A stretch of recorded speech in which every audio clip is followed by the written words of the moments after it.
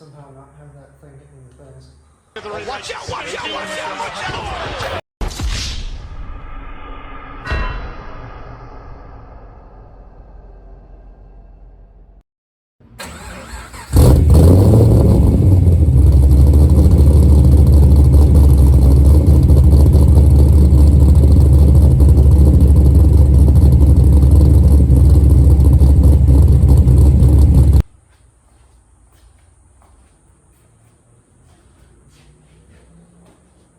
Today on Crow's Garage, I make more poor financial decisions. Let's get into it. How's it going, everyone? So the other day, went out and bought a Xpro Templar 250.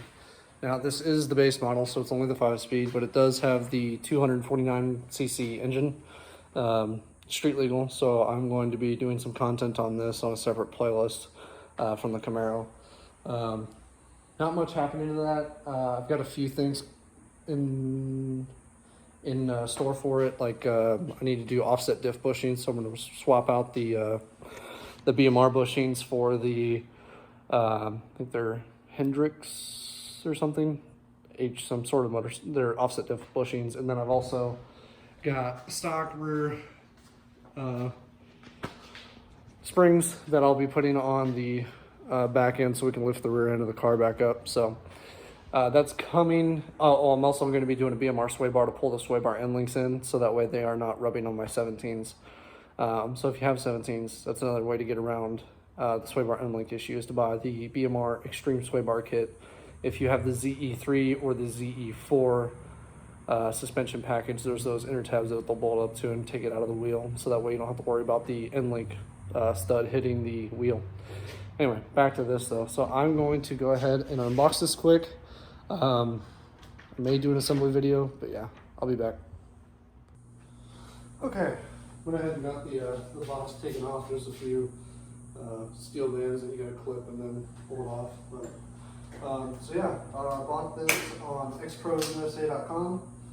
They also sell them on Amazon. But if you go through Xpro, you do save like $100 because the shipping costs are included in the price of the bike. I think I calculated it out. If I bought on Amazon, the bike was like $2,100, but through Xpro it was like $1,829 shipped into my door. So just keep that in mind.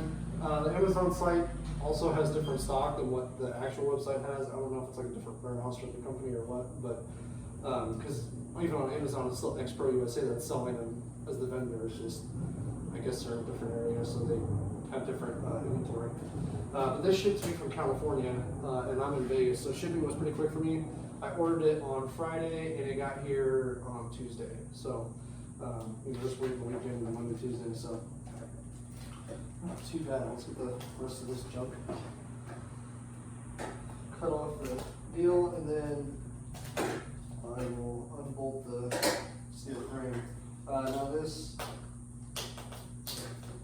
frame, there's bolts on it. I've seen on some bikes that have come in these crates that you have to use those bolts, and I'll throw them away if you get it like that. Alright guys, so here basically I'm just getting the boxes unpacked that hold the mirrors and some other stuff, and then undoing all the bolts for the cage of the frame. There's a few straps. I believe there's 4 like nylon straps that you can undo, and then the rest of it is just cutting tape and zip ties, and it all comes out. So.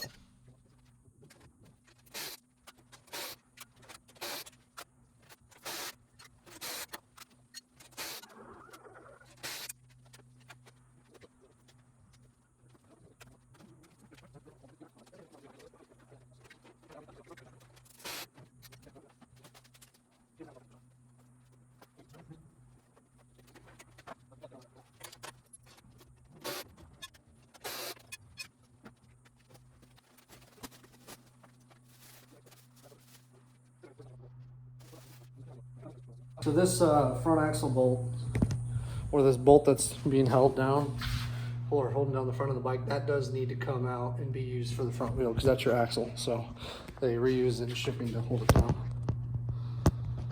So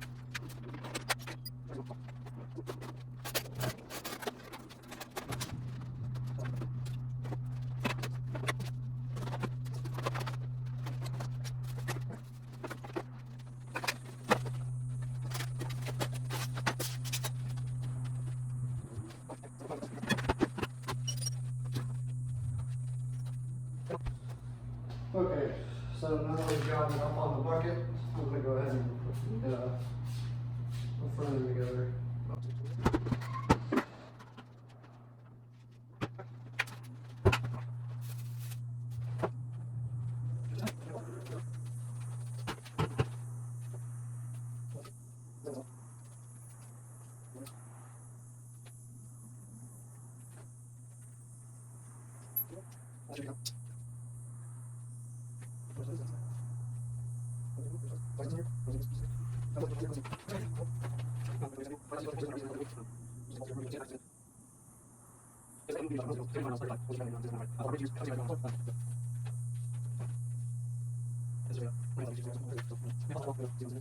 Okay, so you'll need to take the brake caliper off just to make it easier for you to install, and then when you took out the front bolt off the forks, when you had it packaged, you take these out, and these go on each side of the wheel. They just insert in, and then you can put your wheel up there and then bolt it up. So I'm going to do that real quick. Okay, like I said, went ahead and got this put on. Just make sure that you have the two spacers in between them. And then also I had to make sure that this wasn't, my speed sensor wasn't hitting the brake rotor bolts. So I had to back this out a little bit to get it set up. So it's just two 12 mils, or a 12 mil, you just gotta back it out and thread it towards the outside. So I'm gonna go ahead and bolt up the brake caliper. Somehow not have that thing hitting your face. So.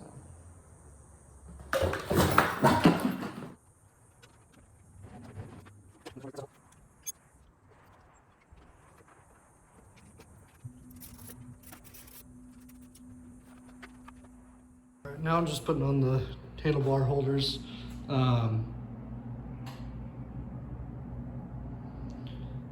I'm red Loctiting the black bolts that come from the underside, just so that way they never fall out. And then the top ones right here, those won't be Loctited, or I might pick up some blue thread locker and put on there. But yeah, that's from what I'm seeing the next step. There's not really any instructions. The video that they give you is like a time lapse of them putting it together, so it's not really all that helpful. So I'll just keep giving you guys updates on what I'm doing as I go. So see you in a few. All right, so I've got the bars on, and I went ahead and hooked up my all the cabling up here. That's gonna go behind the headlight. But I had to reorganize this a little bit, and I had to take the front brake master cylinder off, just so I could adjust the handlebars, so that way all the cables didn't run into stuff. So you need to take that off. You may or may not have to, I don't know. I think it was just probably shipped incorrectly put together, but yeah, you're gonna have some cables flopping around, so you'll need some zip ties, or they've got like these little grommeted rubber like cable tie downs that you can use. And then your turn signals will be flopping down, so I gotta figure out which one's left and right. And then I gotta figure out which way this display goes. So my next thing is I gotta get the battery in this thing hooked up so I can take a look at all that and make sure stuff's working. So I'm going to do that quick. And yeah, I'll start a time lapse here of me tearing into this so I can find the battery. So okay, so I haven't done the battery yet. I went ahead and did the rear end because I noticed some of my wires were getting pinched by the wheel, so I wanted to get those moved out of the way before I went any further. So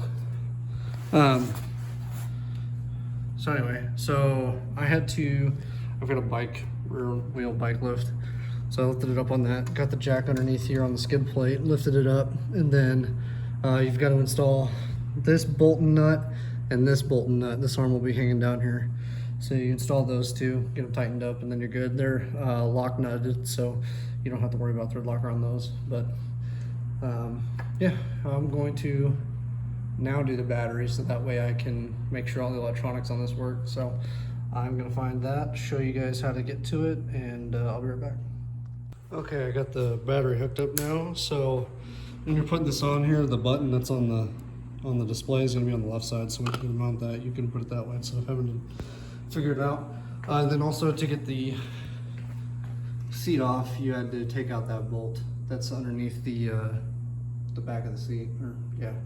So got that on now. I'm just gonna finish up the front face and then change out the oil. So I do recommend changing out the oil on these because they come with like shipment oil in them, but don't run the bike on that. Go ahead and change it out with 10W40. So all right, I'll see you guys when I get the headlight put on. All right guys, sorry last I left you guys off, I was putting the headlight on, which isn't too terribly hard to do. I'm sure you guys could figure it out. It's just a couple rubber straps and two little like spikes that come out of the headlight housing that come down onto this main front fender. But I went ahead and got it all put together. Those clips that I had of me finishing up the bike were, I guess, corrupted or something. So, but yeah, I've had it now finished and ready for about 3 or 4 days now. So as you can see, I've got almost 50 miles on it. Plan on putting 500 on it before I change the oil. And then I've been doing some looking in the Facebook groups and on the Chinese riders forums, and people are saying to use a Nibby 30 carb because these come really lean from the factory. I haven't had any issues here. I think like majority of the time I'm at like 2,000 feet, somewhere around there, Las Vegas altitude. I haven't gone up to the mountains yet. So they run lean from the factory. So a lot of people recommend a Nibby NIBBI 30 millimeter carb, and I'll go ahead and put a link that's affiliated to my Amazon affiliate account. Doesn't cost you anything extra, it just gives me a kickback if you guys do use it. If not, then it is what it is. I also have a chain that I'll link down below too, same deal, it's an affiliate that people recommend for these. These apparently stretch out pretty bad. It's an O-ring chain, and apparently they stretch out pretty bad. There's not much tensile strength, but yeah, I've been riding the bike. It's been pretty good. It does get hot. I think I have a photo. I'll put it here. My pant leg got burned, I guess on the exhaust or something when I was riding last. Not sure where it got burned at, but probably on the exhaust or something. But other than that deal, it's been a great bike. I have had no issues with it.